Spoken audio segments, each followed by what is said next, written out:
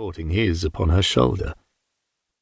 Bellomus looked down at her upturned face, her eyes still narrowed, still smiling, and he kissed her. He raised his hand from her shoulder and inspected a finger and thumb, shining with moisture from her clothes. "You're in need of a fire." They turned away and into the dark. The candle fought silently with the void, briefly revealing the pool in the centre of the hall into which water fell in sheets from an aperture in the centre of the roof, and then, as they moved on down a corridor, illuminating faded frescoes on the plastered walls. The Queen turned her head as they passed to follow one of a boar being skewered by a spear, then another of a bull-necked man in profile, surrounded by leaves and dancing figures. The plaster on which it had been painted had shrunk and cracked, and the Queen could smell the dust it gave off as it silently disassembled.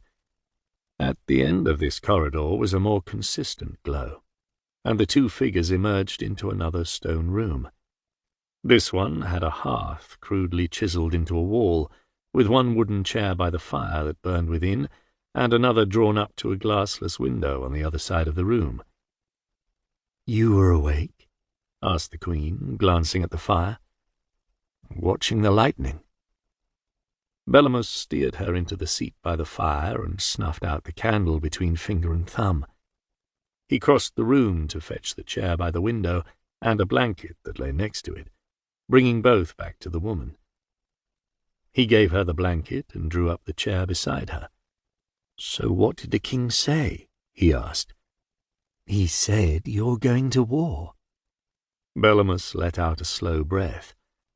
"We're invading." She raised her eyebrows a little in response, staring into the hearth. Bellomus laughed.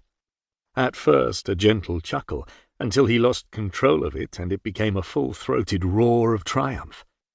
It carried him onto his feet, and he turned towards the Queen to perform a little bow. "Well done, Your Majesty," he said, and he leaned forward to kiss her again, his fingers digging into her shoulders. He broke away, but did not resume his seat. "How did you manage that?" The praise ran off her. "We both managed it. You scared him wicked. The fiery snakes and the flooding put the fear of God into him, and I directed both those fears." The fiery snakes. The night before, a cool evening with a clear sky, the sound of wails and screams had drawn Queen Aramilla to her window. Looking out, she saw a sky stained unearthly green, as though a veil had descended from the stars, swaying and billowing in a breeze that stirred this apparition alone. It intensified, resembling a giant pot of emerald ink that had been spilled among the stars, flowing in rivers from one horizon to another. Aramilla had watched, entranced and awed, as the city beneath her began to cry. The streets emptied, some people fleeing for their houses, others to the church to pray for deliverance from whatever this omen signified. It had gone on through the night until the clouds preceding the storm rolled in, obscuring the sight. "They were beautiful," said Bellomus. He sank into his seat again.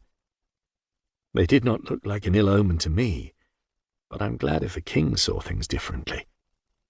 "Well, they were not an ill omen for you," replied the Queen. "They may yet be an ill omen for the king. I made sure he saw it that way anyway. The flooding, the plague, and now the snakes in the sky. He thinks God is furious. I'm impressed. Was he not worried by launching a campaign so late in the season?